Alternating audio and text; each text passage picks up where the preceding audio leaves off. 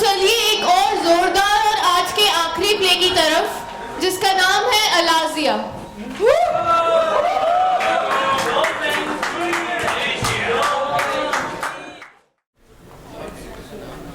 नमस्कार भाई और बहनों। नमस्कार भाई और बहनों। हमारा देश इस दुनिया का सबसे महान गणतंत्र है। हमारी पहचान, हमारी सभ्यता, हमारी अर्थव्यवस्था का कोई मुकाबला नहीं है। समाज में लोग भूखे मर रहे हैं, नौजवान बेरोजगार घूम रहे हैं, मध्यम वर्ग के लोगों को काम अनुसार पैसा नहीं मिलता और सारा धन बड़े बड़े उद्योगपति धार्मिक संस्थानों में जाता है, मंदिरों में जाता है, चर्चों में जाता है। हम सब एक हैं। हमारे रंग, रूप, विश्वास, धर्म, ये सब हमारी एकता को प्रदर्शित करे, इसका खास ख्याल रखेगी हमारी सरकार। लेकिन अगर कोई इसके खिलाफ आवाज उठाएगा तो उसे जवाब भी हमारी सरकार जरूर देगी। हम सब एक नहीं हैं, हम अलग हैं और हमारी जरूरतें भी। हमें मतभेद है और रहेंगे भी, लेकिन इन्हें जाने बिना अगर कोई आपके पास एकता का प्रचार करने आता है तो सिर्फ और सिर्फ आपको बेवकूफ बना रहा है। अरे आप लोग बेवकूफ नहीं हैं। कोई भी आकर आपसे झूठ बोले और आप वो सच मान ले। हम जनता का सम्मान करते हैं, इसलिए मैं मोहन आनंद आपको ये वादा करता हूँ कि अगर आप मुझे वोट देंगे तो अच्छे दिन अवश्य आएंगे। मैं आपको पुड़ियों में अच्छे दिन नहीं बांट सकता, ना ही मैं मीठे शब्द और झूठे वादों से आप लोगों के वोट छीनना चाहता हूँ। लेकिन मैं अर्थव्यवस्था को सुधार सकता हूँ, नई सड़कें बना सकता हूँ, साफ पानी ला सकता हूँ, नई नौकरियां ला सकता हूँ। यही हमारी जंग है। हमारी जंग उन लोगों से है जो हमें एक सबक देने से करते हैं। हमारी जंग उन लोगों से है जो हमारे व्यक्तित्व को मानने से इनकार करते हैं। हमारी जंग उन लोगों से है जो हमें स्पीच के नाम पर गालियां देते हैं। ये लोग मुखौटों के पीछे छुपकर हमारे देश का मजाक उड़ाते हैं, हमारे धर्म पर सवाल खड़े करते हैं। ये लोग हमारे देश को अंदर ही अंदर खोखला कर रहे हैं। आप बताइए, क्या ऐसे गद्दारों को इस देश में रहने का हक है? ये देश हम सभी का देश है। हमारा मकसद इस देश के खिलाफ भावनाएं भड़काने का नहीं है। हमें फ्रीडम ऑफ स्पीच की ताकत हमारी आवाज तुम्हारे और तक पहुंचानी होगी। अपना वोट मक्कारों को ना डाले। आपको तो पता ही है कि आपको अपना वोट किसे देना है। धन्यवाद।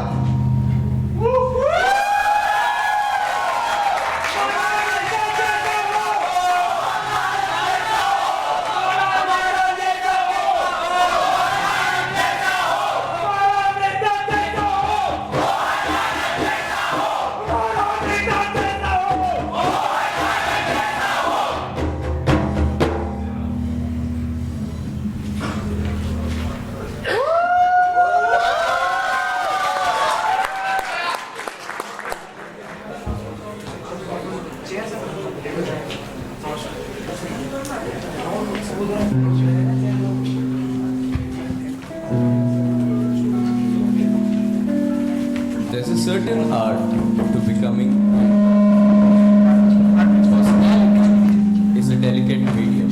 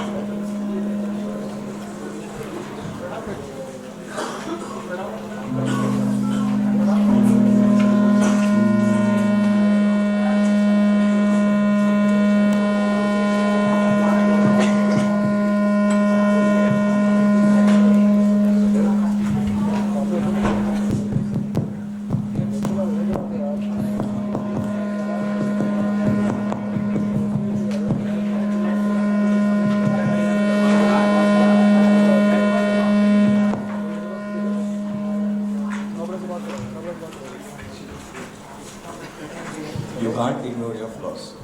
You can't fix them either and force yourself to change.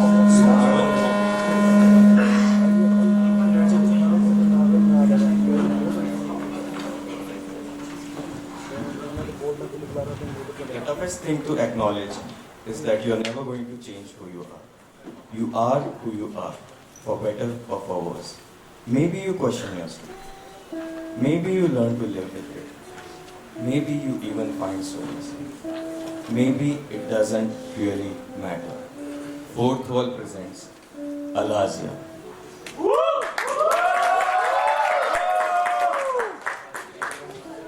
Janardan जी, अगले 6 महीने में चुनाव है और मुझे लगता है कि हमें अपने चुनाव प्रचार में और तेजी लानी होगी। मोहन, हमें विकास पर ध्यान देना चाहिए, प्रचार वगैरह पे नहीं। पर जनार्दन सर, लोगों को पता ही नहीं चलेगा कि हमने क्या किया है, तो लोग हमें सुनेंगे कैसे? पर हमने किया क्या है? सर, हम एकता लाए हैं, समन्वय लाए हैं, हमने जनता में प्रेम भाव बढ़ाया है। प्रेम भाव पार्टियां नहीं लाती है, वह जनता में खुद ब खुद आता है। सर, पर अगर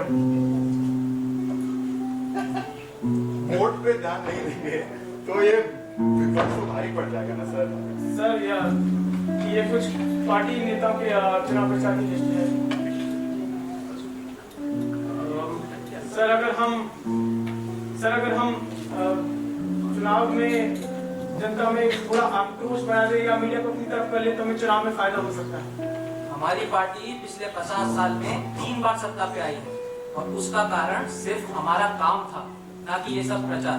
पर सर, अगर जनार्दन सर, लोगों में थोड़ा भरोसा तो जगाना होगा ना, और इसमें हम थोड़ी सी अतिशयोक्ति कर दे तो।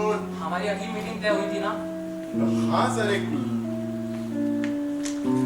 लेखक आया आपसे मिलने। लेकिन सर, अभी चुनाव प्रचार के बारे में आपसे मुझे इस बारे में आप बात नहीं करनी है। आप जाते जाते ब्रिजेश को अंदर भेजिए, मुझे उसकी किताब बहुत अच्छी लगी।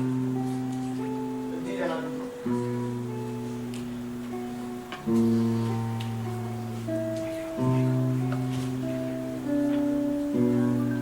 नमस्कार जनार्दन जी। नमस्ते। आशीर्वाद। शुक्रिया। कैसे हैं आप? मैं अच्छा हूँ। मैंने आपकी किताब पढ़ी। इतिहास के बारे में इतनी विषयनिष्ठ बात बहुत ही समय बाद लिखी गई है। शुक्रिया। पर जनार्दन सर, ये तो इतिहास को तोड़ मरोड़ के पेश करते हैं। ये रोम के सीजर की बात करते हैं, वो भी अपने ही तरीके से। विलोम की ओर में कहीं कोई झूठा विचार नहीं है। विलोम की ओर क्या है? तुमने इनकी किताब पढ़ी भी है? उसका शीर्षक था विलोम की ओर। काशी जी, आप मेरे लेखन से अलग विचार रख सकते हैं, पर मेरी किताब सालों के अनुसंधान का परिणाम है। इसमें मैंने इतिहास के बारे में अपनी राय जरूर लिखी, लेकिन इतिहास की बुनियाद नहीं। बेशक हम इनसे अलग राय रख सकते हैं काशी, यही तो लोकतंत्र का ध्येय है।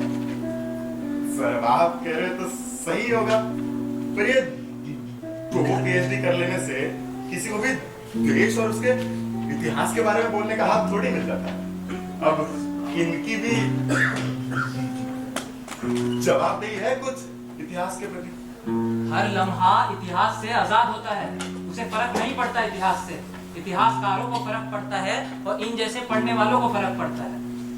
और मैंने बस ये बताने की कोशिश की है कि शिकारियों की जगह अगर इतिहास शिकार लिखा करते तो बात कुछ और होती। काशी जी, जूलियस का इतिहास अगर मिस्र के लोग लिखते तो? काफी जहरीले प्रतीत होते हैं आपके विचार। देश का हित नहीं नजर आता आपके विचारों। लोकतंत्र मुझे हक तो देता ही है अपना मत रखने का। यही लोकतंत्र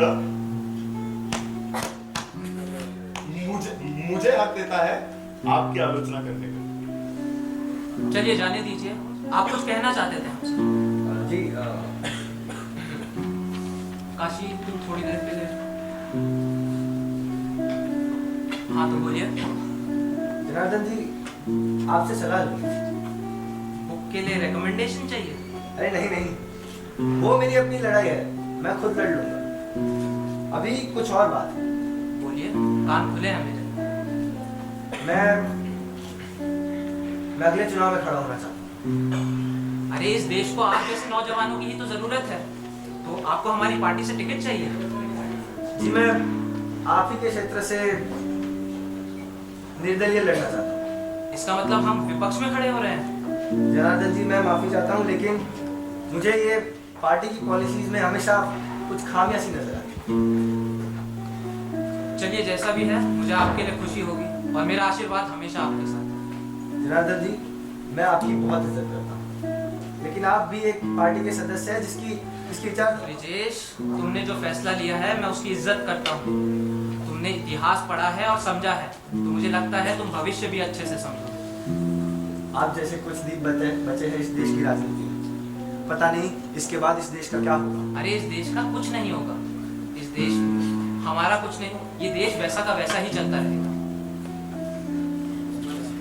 जीतू या हारू, सलाह आप ही को देंगे।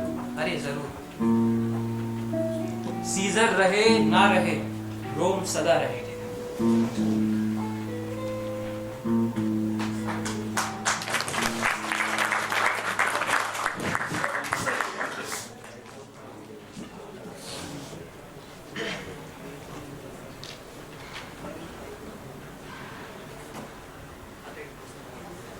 हमारे पार्टी के सदस्यों, आज मैं यहाँ चुनाव प्रचार करने नहीं आया। जनार्दन जी हमारे बीच में नहीं, मैं उन्हें श्रद्धांजलि अर्पण करने आया। हमारे विपक्षियों को लगता है कि जनार्दन जी के चले जाने के बाद हमारी पार्टी कमजोर हो गई। अरे अगर ऐसा होता तो क्या आज उनके सम्मान में इतने लोग यहाँ उपस्थित होते? हमारे विपक्षी चालाक हैं। वो कहते हैं कि जनार्दन जी पुराने ख्यालातों वाले व्यक्ति थे, लेकिन वो मरने से पहले चुनाव का टिकट मुझ जैसे युवा नेता को देकर गए। क्या ये पुराने ख्यालातों का प्रतीक है? हमारे विपक्षी कहते हैं कि जनार्दन जी स्वार्थी इंसान थे, लेकिन ये आप सब भी जानते हैं कि जब सरकार ने उन्हें 3 बार आलीशान बंगला, गाड़ी, सिक्योरिटी देने की मांग की तो तीनों बार उन्होंने इनकार कर दिया। क्या ये स्वार्थी होने के संकेत हैं? उन्होंने देश हित में काम किया, उन्होंने पड़ोसियों से संबंध अच्छे किया, अर्थव्यवस्था सुधारी। क्या ये स्वार्थी होने के संकेत हैं? हमारे विपक्षी चालाक हैं, इसलिए हमें जनार्दन जी के सिद्धांतों से जुड़े रहने की जरूरत है। उनके मरने से पहले आखिरी शब्द यही थे कि वो पार्टी के कार्यकर्ताओं का भविष्य उभरता हुआ देखना चाहते हैं। तो मैं आप सबके आशीर्वाद से उनका ये सपना अवश्य पूरा करूंगा। मुझे पार्टी का नया अध्यक्ष चुनने के लिए धन्यवाद। मोहन आनंद जिंदाबाद, मोहन आनंद जिंदाबाद, मोहन आनंद जिंदाबाद, मोहन आनंद जिंदाबाद, मोहन आनंद जिंदाबाद, मोहन आनंद जिंदाबाद। अभी आई खबरों के अनुसार ये पता चलता है कि मोहन आनंद ने मुजफ्फरनगर चुनाव क्षेत्र से भारी मतों से जीत हासिल कर ली है।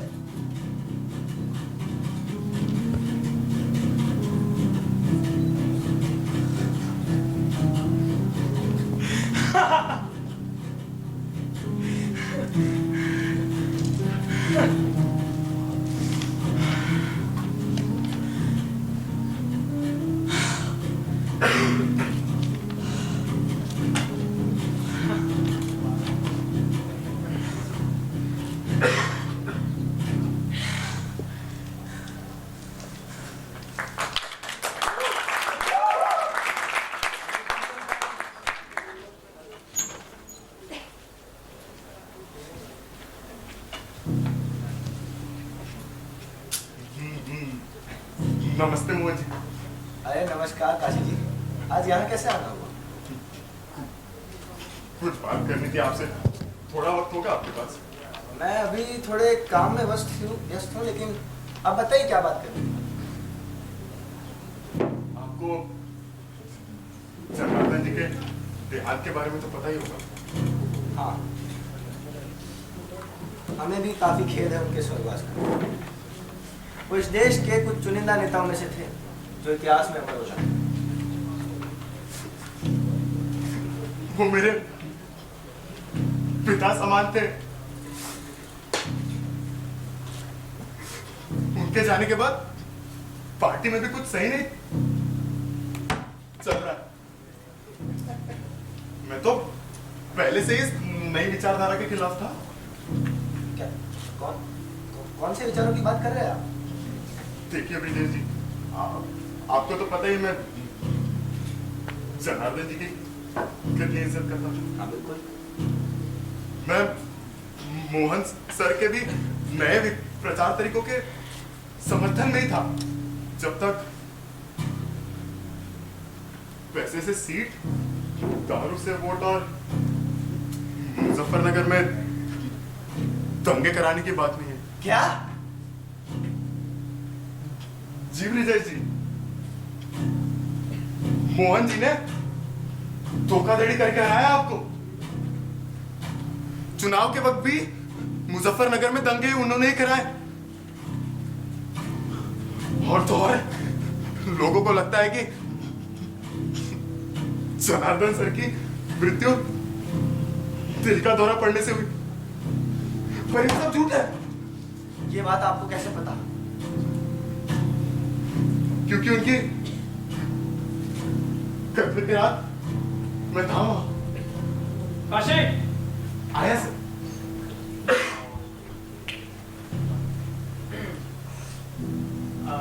जनार्दन जी, मुझे लगता है कि अब आपको हज पर चले जाना चाहिए।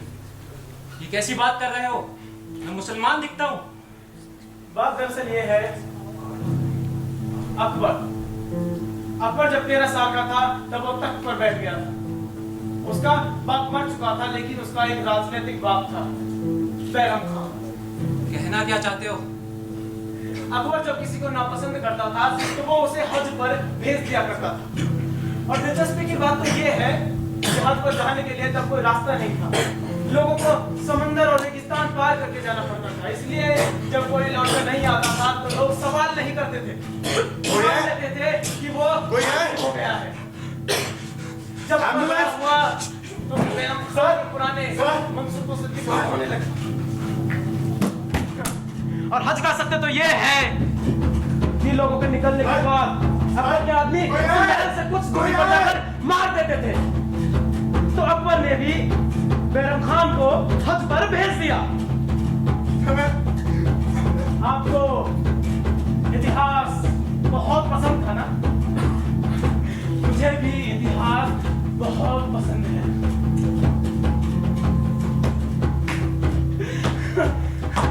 आशीर्वाद दीजिएगा।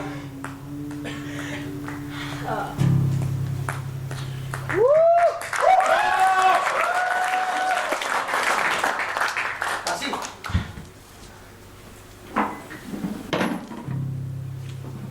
मेरे पास सारे सबूत हैं। फाइल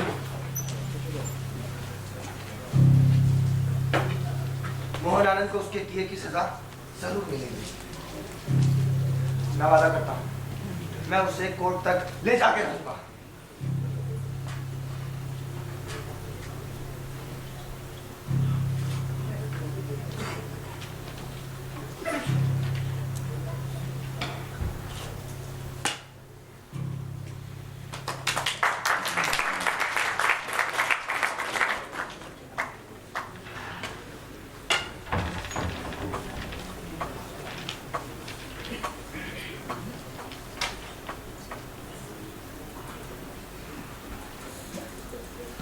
नमस्कार मोहन जी। अरे नमस्कार जज साहब, बहुत धन्यवाद आपका, आप यहाँ आए। जी कोई दिक्कत नहीं। जनार्दन किशोर जैसे महान नेता के जाने का हम सभी को दुख है। आपके इन कठिन दिनों में अगर हम कुछ आपकी सेवा कर सकें तो हमें खुशी होगी। जी, अब आप तो जानते हैं कि हमारी पार्टी के लिए कितना अशुभ समय है। और जनार्दन जी के स्वर्गागमन का हम शोक मना ही रहे थे कि विपक्षियों ने हम पर वार करना शुरू कर दिया। वो तो जनार्दन जी के पुण्य रहे होंगे कि जनता ने हमें सत्ता के लायक समझा। आप धैर्य रखिए मोहन जी। आखिर इतने कठिन समय में बहुमत से जीतना, आपका नेतृत्व तो काफी काबिले तारीफ है मोहन जी। आप बेझिझक बताइए, आप जो बताना चाहते हैं। जी, दरअसल हम बहुमत से जीत तो गए, लेकिन एक युवा नेता का सत्ता पर बैठना विपक्षियों को रास नहीं आ रहा है। वो हम पर सवाल करने लगे, हम पर दंगे करवाने के आरोप लगाए जा रहे हैं। वो लोग कहते हैं कि किशोर जी के लिए जो सहानुभूति थी वो पाकर हम ये चुनाव जीते। 50 साल पुरानी पार्टी को बर्बाद करने पर तुले हैं लोग। अरे, अब आप ही हैं जो हमारी स्थिति समझ सकते हैं और हमारी मदद कर सकते हैं। आप घबराइए ना मोहन जी, न्याय हमेशा सत्य के साथ रहेगा। चलिए अब हम चलते हैं। आपका बहुत बहुत धन्यवाद। नमस्कार।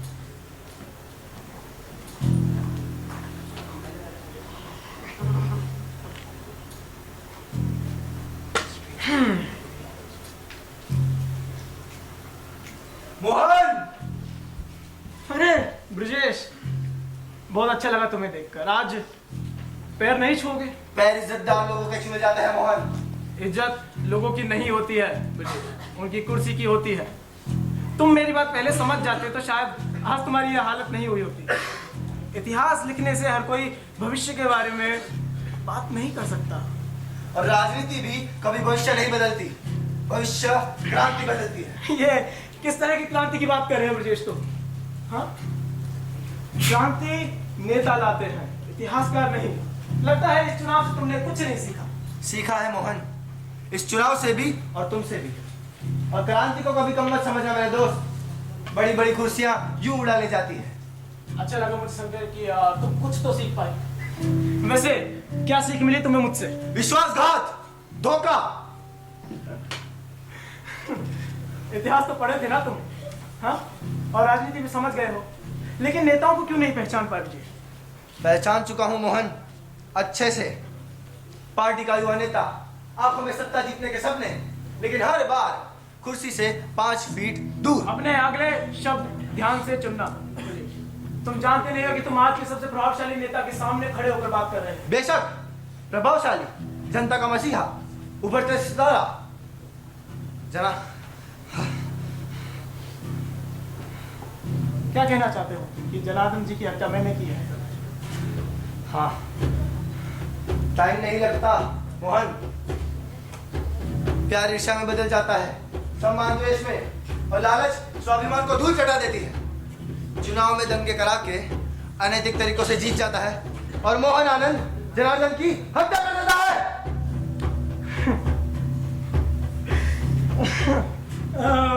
कहानी तो तुम बहुत अच्छी बना लेते हो मुझे। वैसे मैं तुम्हें कहानी सुनाऊं। एक चुनाव में हारा हुआ उभरता हुआ नेता, जिसकी आंखों के सामने उसके सपने चूर चूर हो जाते हैं। सच्चाई को इनकार करता एक असफल क्रांतिकारी, जिसकी अक्लमंदी उसके पागलपन में बदल जाती है। तो वो एक झूठी कहानी करता है एक सच्चे नेता को फंसाने के लिए। पर वो एक बात भूल जाता है मुझे, इसकी सत्ता उसका साथ नहीं देती। तुम इन्हें जनार्दन जी की हत्या की है। तुम इन्हें स्कूल क्यों नहीं मारा है? ले जाओ इसको। मैं तुम्हें छोड़ूंगा नहीं। मैं तुम्हें फांसी लगा भाई पड़ेगा मुझे।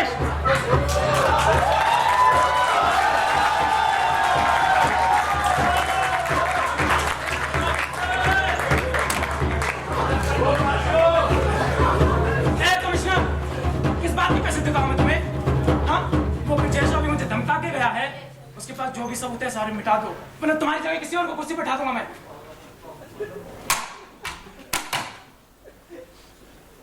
तमाम गवाहों और सबूतों को मद्देनजर रखते हुए यह अदालत ब्रजेश को मंत्री मोहन आनंद जी पर झूठे इल्जामात लगाने और मानसिक संतुलन खोकर उनसे हाथापाई करने के लिए 3 साल की सजा सुनाती है।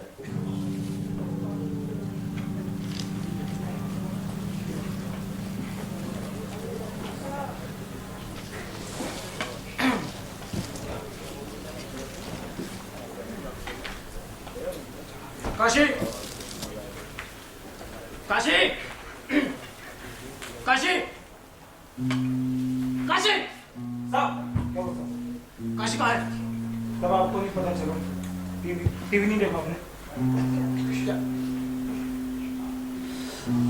अभी अभी आई खबरों के अनुसार ये पता चलता है कि भारतीय विकास पार्टी और उनके अध्यक्ष मंत्री मोहन आनंद जी के खिलाफ एक संगीन जानकारी प्राप्त हुई है। मोहन आनंद के चुनाव में घोटाले, दंगों में पैसों से वोट खरीदना, दारू। क्या है सर? साहब, मुझे लगता है किसी ने काशी बाबू को फंसा लिया साहब।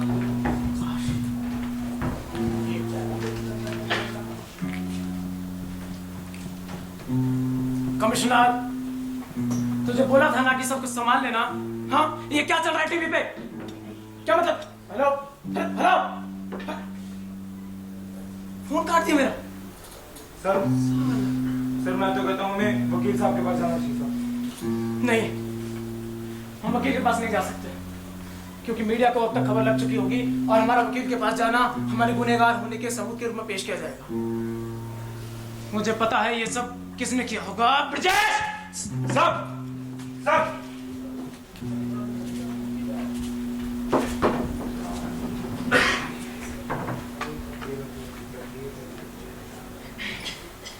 ब्रजेश! तू बताएगा मुझे मैं क्या करूं क्या नहीं? सत्ता छूट रही है लेकिन घमंड अभी भी नहीं छूट रहा हूँ। आखिर तूने अपनी औकात दिखाई थी, क्या मिला तुझे ये सब करके? मैंने तो कुछ नहीं किया। नेता तो तुम हो, भविष्य तो तुम लिखते हो। जिस कुर्सी के पीछे पूरी जिंदगी भागे हो ना, आज उसी कुर्सी ने ये हाल किया है।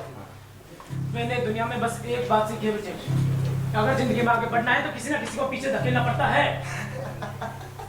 तुम्हारी इस हालत का सिर्फ तुम जिम्मेदार हो और तुम्हारा घमंड। जनार्दन जी को अपनी कुर्सी पे नियंत्रण था, लेकिन तुम्हारी कुर्सी तुम पे नियंत्रण किया। मैंने जनार्दन जी को नहीं मारा है। कब तक ये झूठ बोलते रहोगे? तुम्हारे पास वो सबूत आए कहां से? काश मैं वो होता जो तुम्हें इस हाल में देख पाता। काश मैं वो होता जो तुम्हें तुम्हारी औकात पे ले आता। तुम्हें क्या लगता है तुम इस खेल के राजा हो? असल बात तो ये है मोहन आनंद कि हम दोनों इस खेल में सिर्फ और सिर्फ प्यादे थे और हमें कोई और ही खेल गया।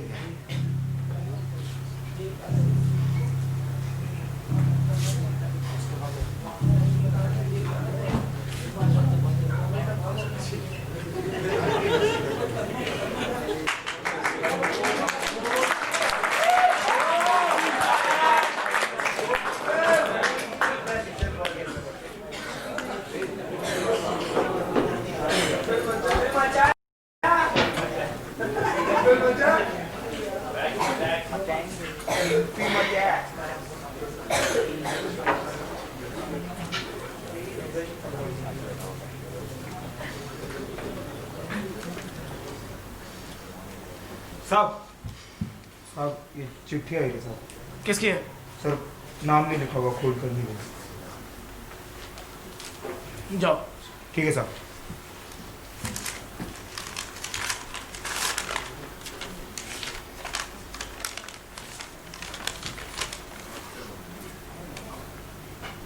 मैं जानता हूँ जब आप ये खत पढ़ रहे होंगे आप काफी दुविधा में होंगे। मेरे इस खत से आपका क्रोधित होना तो जायज है। मैं फिर भी उम्मीद करता हूँ कि आप मेरी बात समझने की कोशिश तो जरूर करेंगे। अक्सर ऐसा होता है कि बचपन की कहानियां आपका भविष्य तय कर जाती हैं। मेरी कहानी में एक हादसे ने मेरी जिंदगी का मकसद तय कर दिया था। बात 2002 की थी, जब एक 9 साल के बच्चे के माँ बाप दंगों में उसके सामने मारे जाते हैं। उस उम्र में मुझे कुछ नहीं समझता कि ये सब क्यों होता है। मुझे बताया गया था कि इन दंगों में आपकी पार्टी का हाथ था। मैंने इन सालों में यह जाना कि यह सब सिर्फ एक कुर्सी की वजह से होता आया है। हत्या, दंगे, राजनीति कभी किसी देश या समाज के हित में नहीं होती है तो बस एक कुर्सी। मैं बोल नहीं पाता, शायद इसीलिए सत्ता की जंग में मुझे कोई अहमियत नहीं थी। लेकिन क्रांति हमेशा कोई भव्य आंदोलन से नहीं आती मुझे, किसी हकलाते हुए निर्बल इंसान से भी आ सकती है। मेरी जंग तो सिर्फ उस कुर्सी से थी, और प्रकृति का तो नियम ही है ना कि हर युद्ध में बलिदान जरूर होता है, चाहे वो किसी का भी। जनार्दन किशोर, ब्रिजेश या आप। हाँ, मैंने ही जनार्दन किशोर को मारा, मैंने ही आपकी फाइल्स लीक की, और इस बीच ब्रिजेश का भी फंसना जरूरी था। इसी पे सब लोग इतिहास बनाने की बात करते हैं। आपको भी तो इतिहास बहुत पसंद था ना, तो मैं भी आपसे इतिहास की बात करता हूं। इतिहास जूलियस सीजर का, ब्रूटस का, मार्क एंटनी और कैशियस का। अगर कैशियस ना मरता तो मार्क एंटनी को राजा बनते देख उसे एहसास होता कि उसकी जंग सीजर से नहीं बल्कि सत्ता से होनी थी। इतिहास बार बार दोहराया जाता है मोहन जी, अनगिनत सालों से वही कहानी प्रस्तुत होती है, लेकिन इतिहास को सुधारना वर्तमान की जिम्मेदारी बनती है। ब्रूटस ने अधूरा हुआ, फिर एक ब्रिजेश अपनी आदर्शवाद के चक्कर में फंसेगा। मार्क एंटनी ना रहा तो मोहन आनंद भी सत्ता का लालच रखेगा, कैशियस ना रहा तो काशी को भी इतिहास सुधारना, और जब उसका मकसद खत्म हो जाए तो उसके जीने में भी कोई अर्थ नहीं रहेगा। क्योंकि मोहन जी, लोग बदल जाएंगे पर कहानी तो वही रहेगी ना, क्योंकि सीजर रहे ना रहे, रोम तो सदा रहेगा। आपका अपना मोहम्मद काशिद।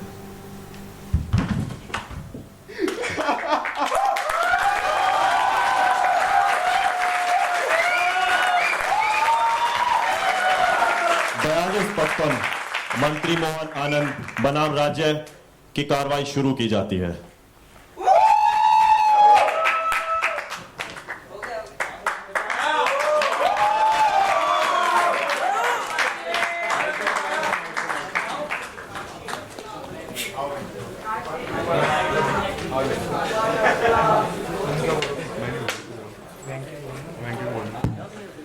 वेंकी, वेंकी सर, सर आ जाइए सब स्टेज पे भाई। क्या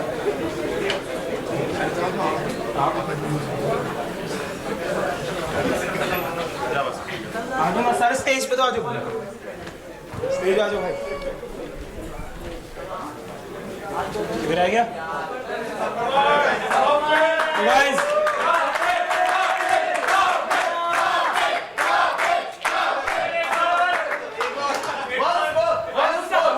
करेंगे। तो गाइस, कपिल एज द थप्पड़ गार्ड, अपना Mani Rathi as Janardan, Sayan Patel as Brijesh,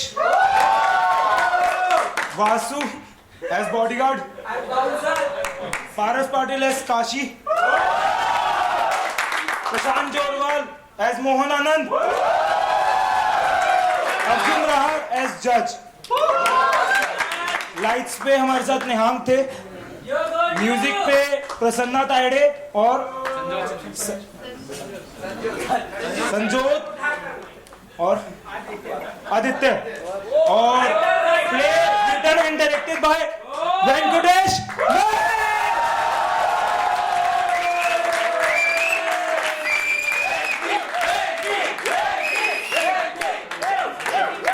thank you guys.